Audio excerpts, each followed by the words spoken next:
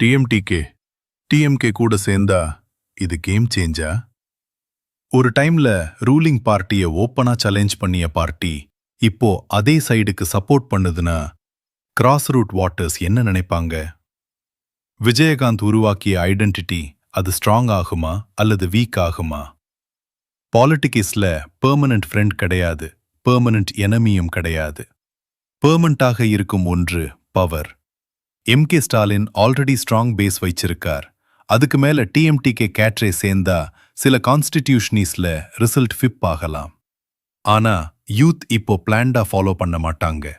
அவர்கள் கொஸ்டின் பண்ணுவாங்க, அப்சர்வ் பண்ணுவாங்க, டிசிஷன் ஸ்மார்ட்டா எடுப்பாங்க. நீங்க வாட்டு போடலனா உங்க ஃபியூச்சரை யாரோ டிசைட் பண்ணுவாங்க. ஜாப், பிரைஸ் ரைஸ், எஜுகேஷன் இது ரியல் டாபிக் இல்ல, ரியல் லைஃப் இம்பேக்ட்.